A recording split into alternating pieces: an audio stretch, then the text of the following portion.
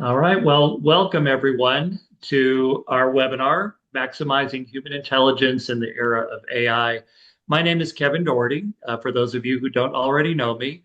And I was a former teacher and principal. I spent 17 years in public education and then 25 years on the other side in ed tech roles in sales, marketing, professional learning. And currently I'm the Chief Marketing Officer for NeuroPoints, where our vision is one universal language for thinking together.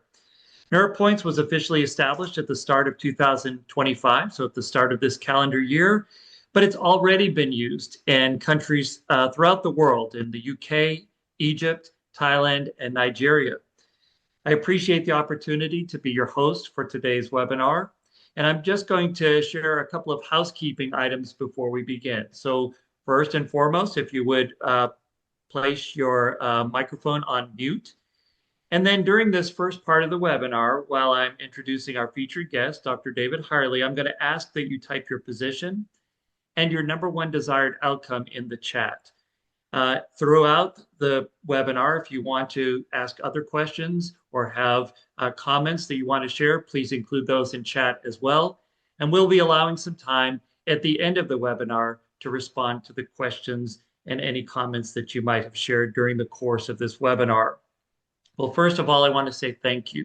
Thank you so much. We appreciate you for being part of this webinar and making it a priority to be with us today. We know how incredibly busy everyone is, so we don't take it lightly that you've made it a priority to be with us. We want you to mark this day on your calendar, as this is the beginning of a partnership and a movement to transform education in the AI era. Well, helping to lead this movement is our own Chief Learning Officer and the creator of NeuroPoints, Dr. David Hirely. I've had the good fortune to know David and work with him with Thinking Maps, and we've known each other for 25 years. David is a world-renowned researcher, an author, a speaker. He's written numerous books. He's the creator of Educational Solutions. I mentioned Thinking Maps before, Thinking Friends, and now NeuroPoints. But most importantly, David is a lifelong learner.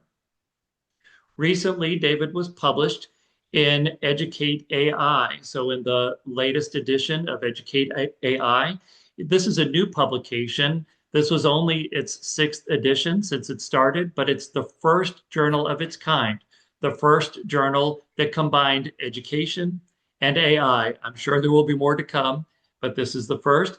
If you would like a copy of David's article, please put that in the chat as well, and we will provide that for you.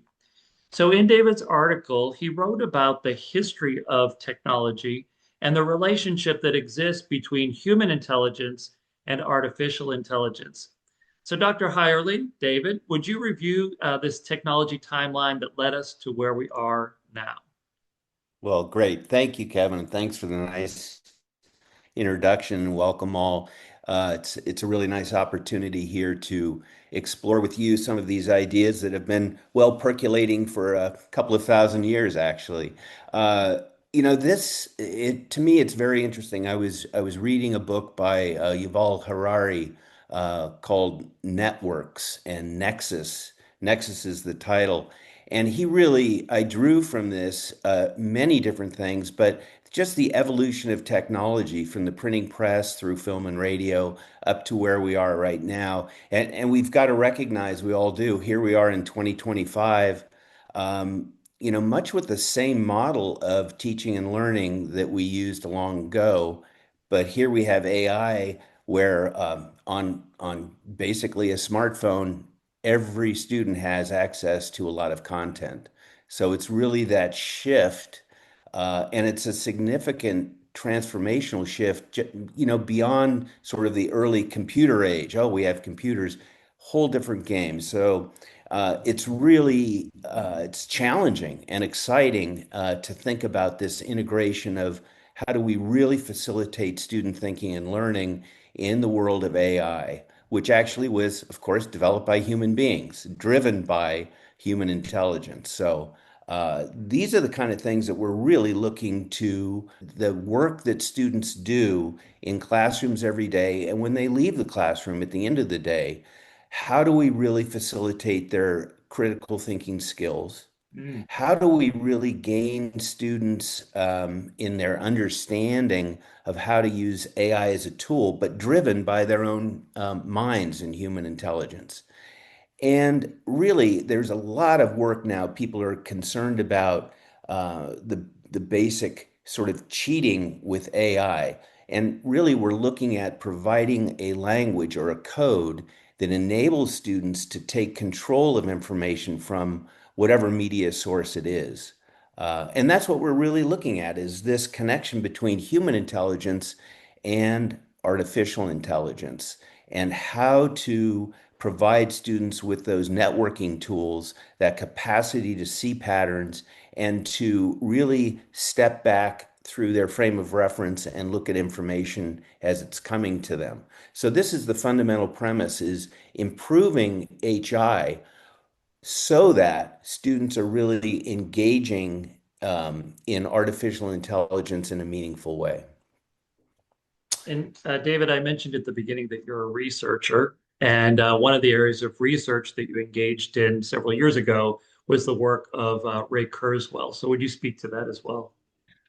This was a huge thanks for mentioning that, Kevin. And you know, this was key to me. We've talked about it a little bit in the past. I had really worked and focused for 20, 30 years with a lot of colleagues on how to facilitate critical thinking and thinking processes, creating the thinking maps that are used quite well and quite successfully.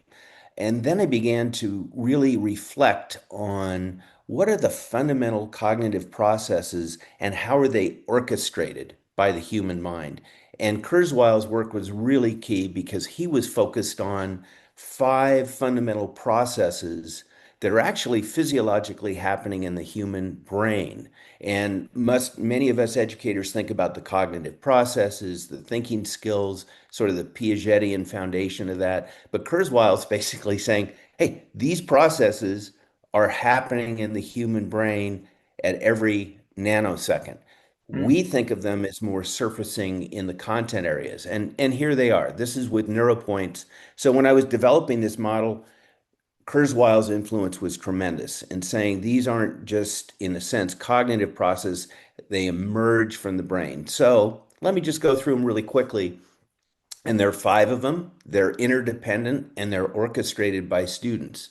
We have viewpoints in blue for blue sky thinking, for generative thinking, perspective taking, any kind of framing, or just think of yourself standing and you have a certain point of view. So blue sky thinking. So you can see over here in blue just points that sort of create context and definition. Character points is really comes from the heart. What are the characteristics? What are the qualities that you identify, the attributes? Actually, in mathematics, we call them attributes. In the sciences, we call them properties. In literary analysis, we call it characterization. So identifying those key characteristics of whatever we're looking at. Group points for basically classification, but inductive as well as deductive. So Brown really symbolizes sort of from the ground up how we create categories, because categories are human inventions. We create them all the time, taxonomies. So Brown group points. Part points is basically saying stop something, an object, look at its anatomy. We slow down the world to stop image and say, what are the parts of this? What are the subparts, all the way down to molecular structures, or all the way up to the room that you're now sitting in, the town, the city, the state, the country, and around the globe. So it's really stretching the capacity to see physical objects by red, stopping them down. And then change points in green. Green symbolizes mostly around the world. Go. This is any kind of change, sort of the physiological foundation of any living thing. What are the dynamics? What are the sequences? What are the causes and effects? What are the basically the systems that surround us? So, in general, what we have here is a code, a visual language for integrating these different thought processes that are actually patterns. And back to Kurzweil, that's what he was talking about, that sense that the brain is always networking as we are asleep. So when we are in classrooms, we want those to be raised to a consciousness and a level of direct practice and application by students, which There, really brings up the whole idea of keeping it simple. there you go. Uh, there are a lot of models out there, a lot of different approaches that have an array of different graphics, some of them so complex. I actually started with concept mapping a long time ago, Novak and Gowan's work on concept mapping, brilliant work, but it didn't make it into classrooms because it was overly complex. So what I developed with some colleagues is a very simple but not simplistic model. So we have visually the foundation, the code, if you will, for NeuroPoints is single points, and the color is really important. We just went through that with, blue, purple for character points, red for part points. So these points start us in a cognitive patterns. And then those points expand and link by way of links. So you have these connectors, and then the hubs basically connect these points and patterns together. So you start from a blank canvas, but you can use any point can be explored using all of these NeuroPoints patterns, which is exciting. I mean, a 4-year-old, 5-year-old can drop a point onto a page, draw it, and make a link. That's really easy. There are no ovals to fill in or boxes or a complex array of graphics. Very simple, but color coded in a way that anybody can use them, starting at any grade, any age, all the way up through complex business applications. And that really, on some level, for me, what's most important is the cognitive development of students in the sense of their fluency. Here is just a very simple example with a classic apple, where all the 5 NeuroPoints patterns are integrated together.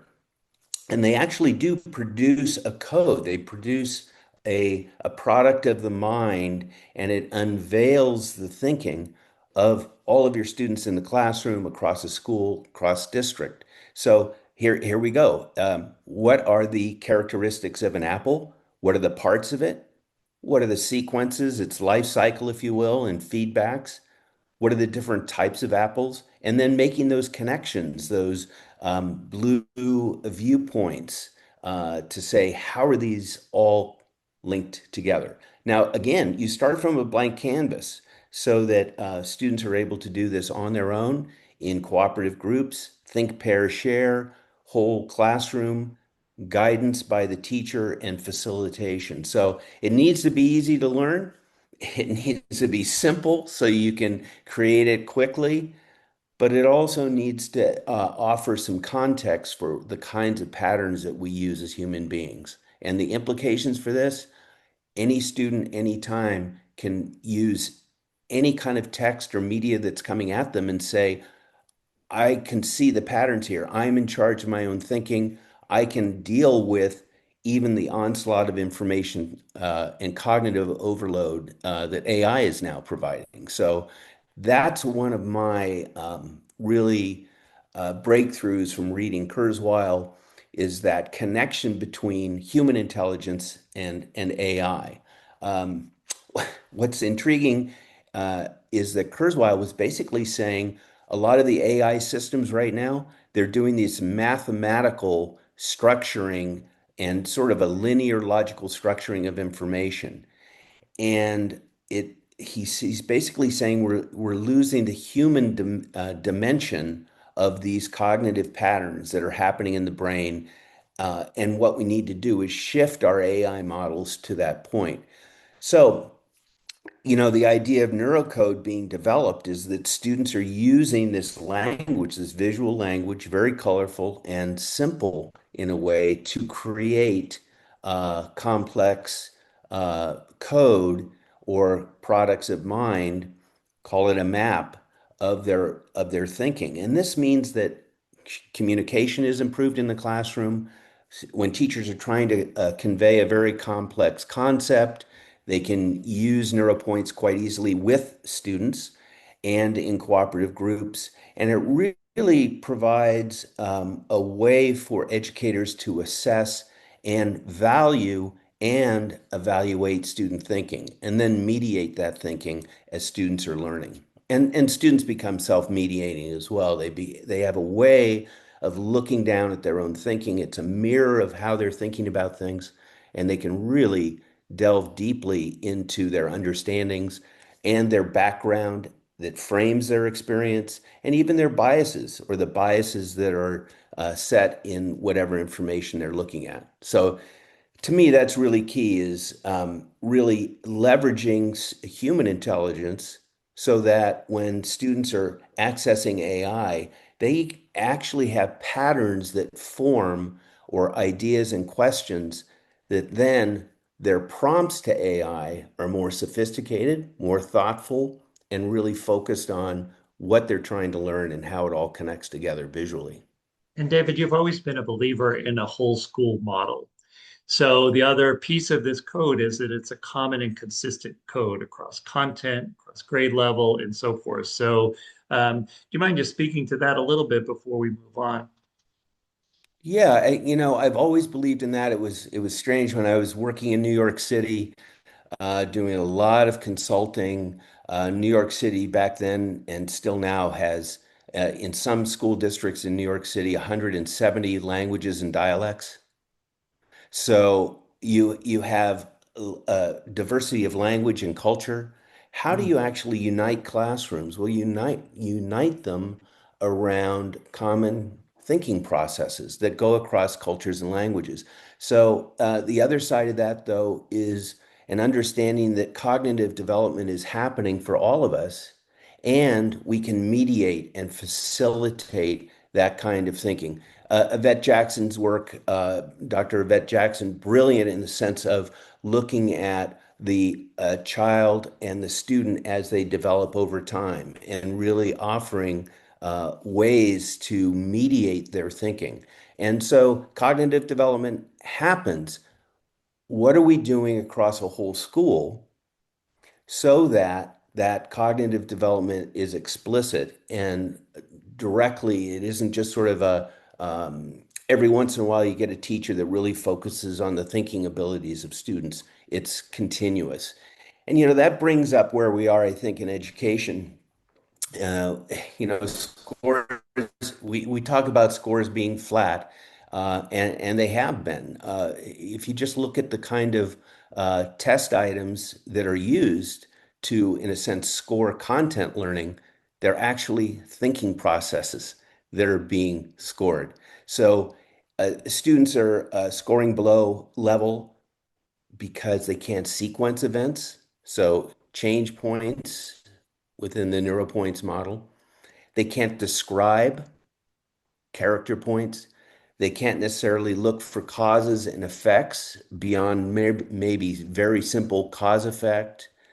And they can't even, eighth graders who are scoring below the basic level have a hard time determining the main idea, which is main ideas, supporting ideas, and details, which is group points, or even different sides of an argument, so that you really begin to see different points of view.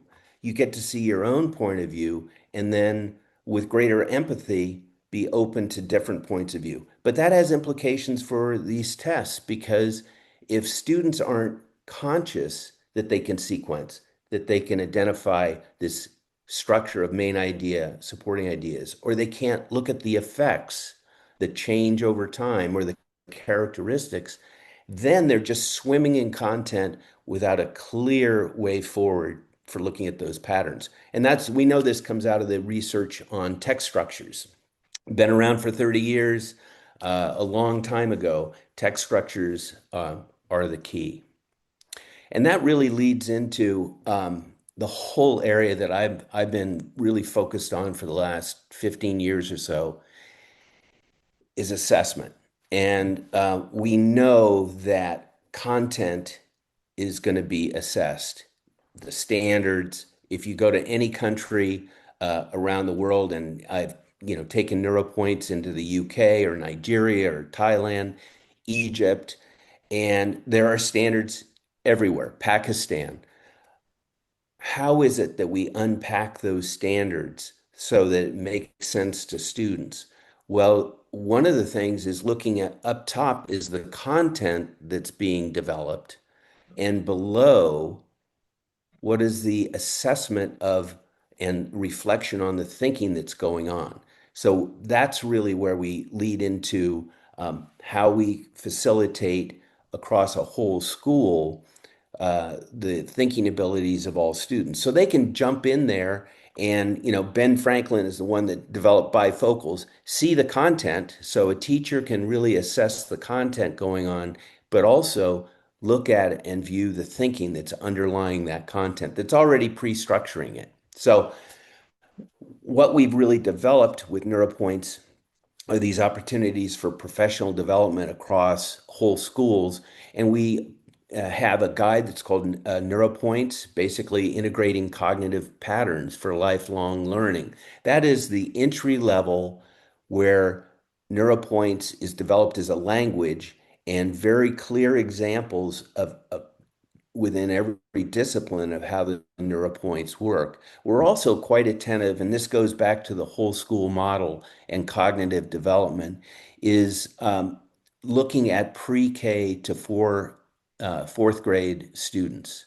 And we have the Thinking Friends approach, which is really an approach that says we can create avatars for each one of these thinking processes.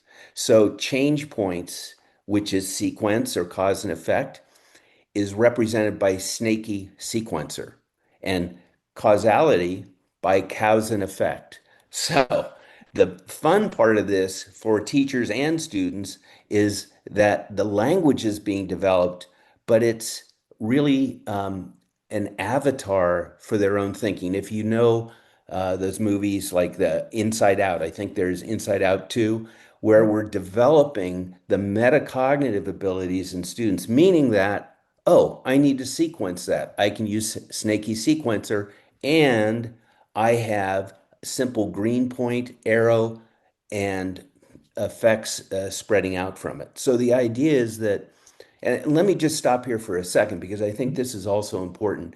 Piaget identified a long time ago that these fundamental processes that Kurzweil brings up as foundational for the brain are the mental operations that we all have, that we're all born with. This is something that if you actually had to teach sequencing, we'd be in trouble. I mean, the thing is that applying that is the difficulty.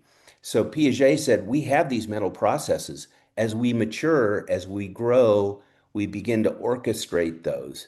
Now, most of the time we're doing that somewhat unconsciously. We just are applying them.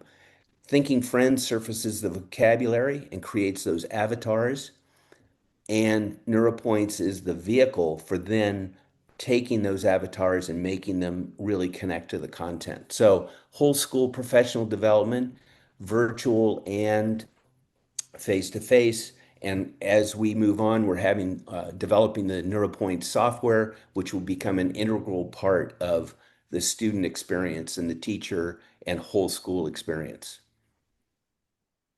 Oh, this is, by the way, an example of one page from the guide, which is really looking at how does the academic language within every discipline play out using NeuroPoints. So what we have here, in my background originally was in the teaching of writing and reading comprehension. So this is straight out of the text structure research. Almost any, well, I would always say, it's hard to say all, but all literature has characters or character points, a setting somewhere, something's happening somewhere. So the red NeuroPoints part patterns, you have a plot, a sequence, and multiple ripple effects of that of characters over time, and you have themes and main ideas. What's important here is that the students begin to not just use these fundamental cognitive structures, but they're seen as patterns that link together. So this is one example of literary analysis and text structure just as a guide. And here it goes straight into the process of writing. So this was my background. By the way, I started a long time ago with mind mapping, which, just spreading your ideas all over the page, and my students really did well with it. But then I asked them to do a piece of writing, whether it's a short paragraph or an essay at a very long essay at the high school level. And I realized they did not have the organizational abilities to link patterns together. And so with mind mapping, I said, just a minute, what happens, with mind mapping is basically brainstorming. What happens after the storm? What are the patterns?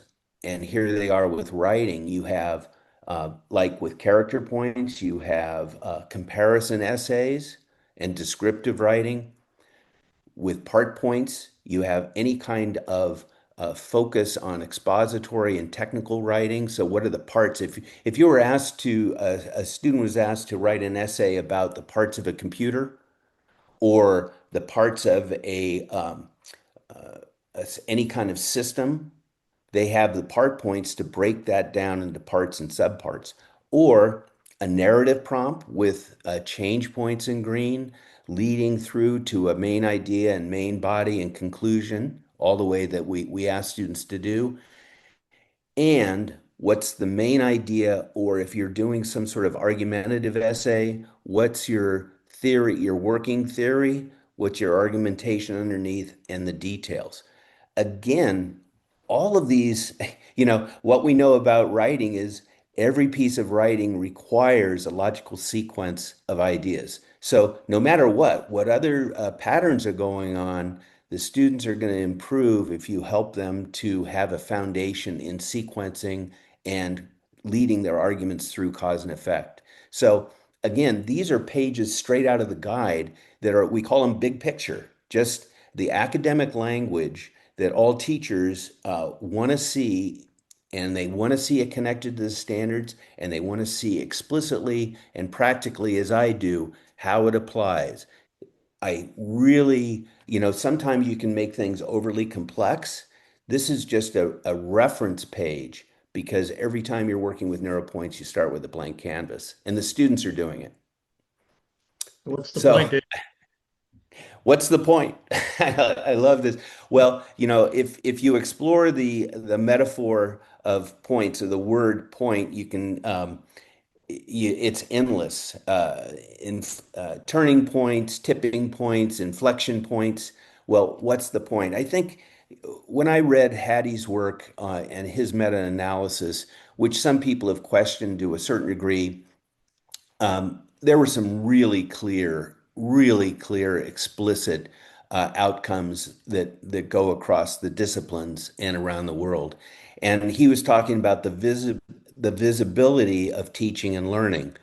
Well, we have that with NeuroPoints. We have a visual language that develops into code for students, but it's about passionate, accomplished teachers who are focusing on, and these are his words, on cognitive engagement with the content.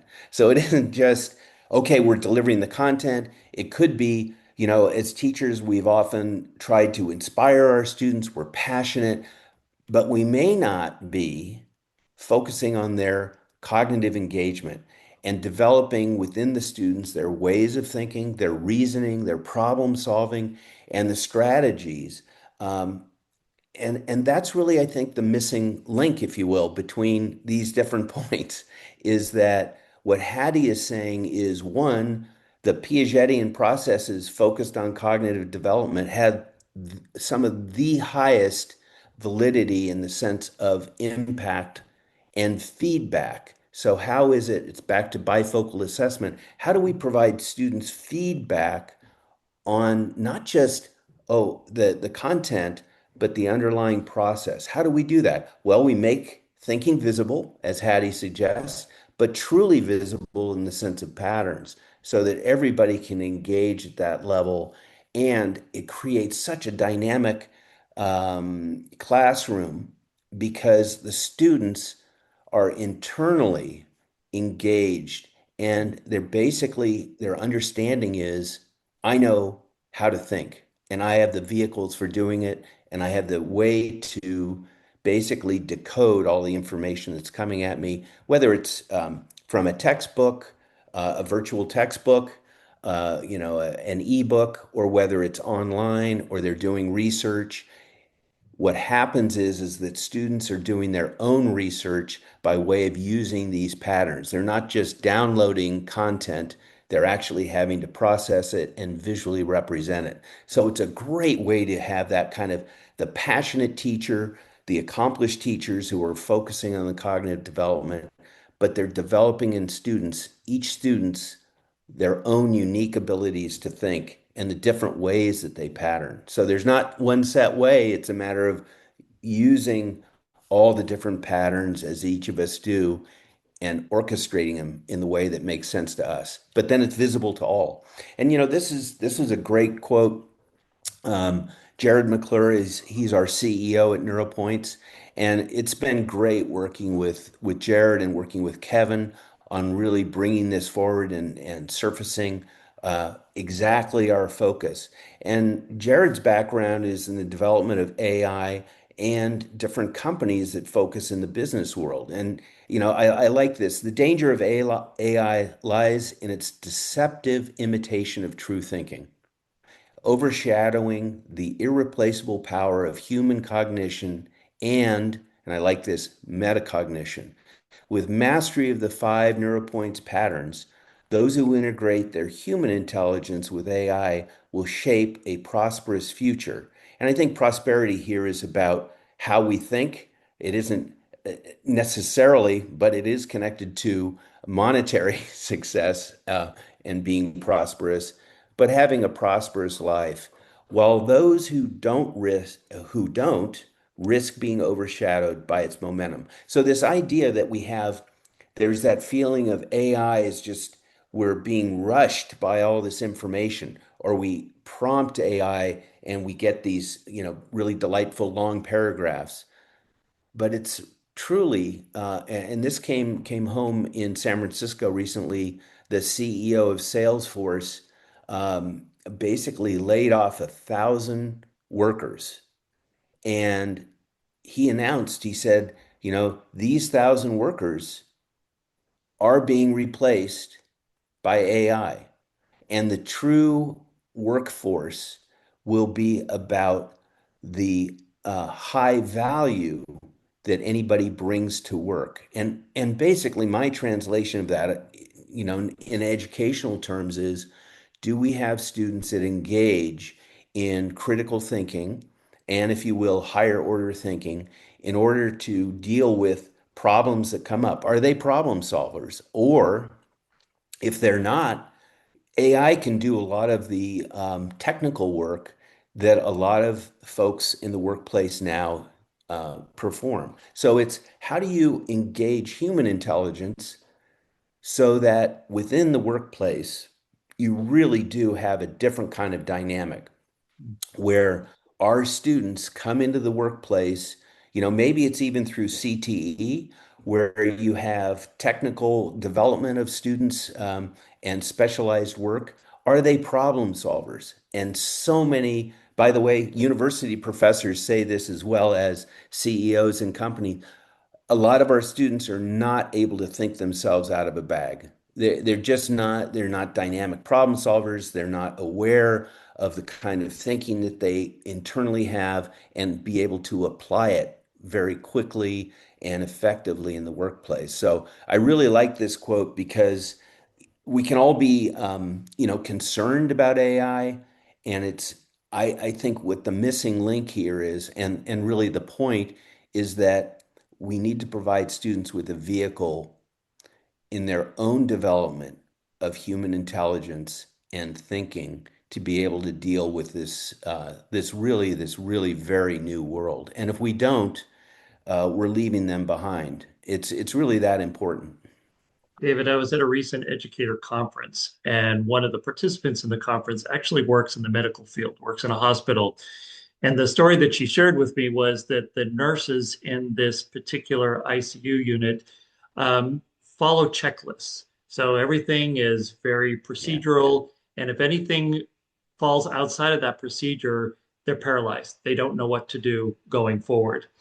And it was through that conversation she asked me about training. How do we get people trained? How do we share NeuroPoints with teams like ours? So that kind of segues us into what the next steps might be for people that want to know about how do I get trained in this? How do I learn more about sharing NeuroPoints with my staff and students? So, David, do you want to speak to this a little bit, and I can take it further from there? Yeah, I'm really excited about this. This is, as I mentioned before, we've been using NeuroPoints in multiple countries around the world for the last, 10 years or so, and we've really synthesized what, basically those pilots were about and brought together the work into a training, into a professional development that's dynamic and engaging, and it's really about NeuroPoints being a language for classrooms. So Don Bailey is going to in work with us very closely on this August 6th, 7th dates, and then returning on in September to really use the guide, the NeuroPoints guide, to facilitate the thinking of everybody on that call so that they come out of it with fluency. The important thing I think with a lot of different approaches is that they become sort of scattered across the top rather than deep. So this would be the first step in professional development for schools who want to really get involved, because then we'll be doing follow-up, and then very soon on after this, our software will come up as in beta testing and engaging students and teachers in using the NeuroPoint software, which of course opens up a whole other realm for teaching and learning and virtual experiences and for fluency. And to me, that's the biggest thing, and sort of a culminating of a lot of the work that's been done over the last 30, 40 years with all different types of visual tools. By the way, the visual tools book that it's in its third printing is also along with the guide for this training. So people who are interested in the background of mind mapping, concept mapping, systems thinking, thinking maps, they can see that this nice array of very powerful and useful tools now are more synthesized and more accessible for folks. And that's what the training is about, is engaging uh, Yes. educators and taking this away at a whole different level. And David, I met Dawn 24 years ago at one of those Thinking Maps trainings, actually, and Yeah. she has followed your work throughout the quarter of a century, and she is now working on her doctoral dissertation, focusing on teacher and principal efficacy in Title I schools. So pretty fascinating work, and she's taught from early elementary through college.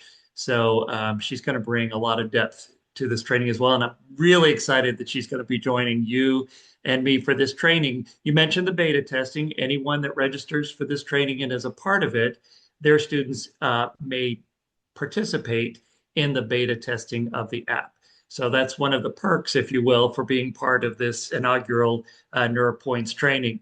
So here's the information to register. Also, if you just want more information, you can reach out to info@neuropoints.com. We will close things out for today. So thanks again for being part of this webinar. Thank you for Thanks the so Great much. work. Thank you, opportunity. everyone. Thank you.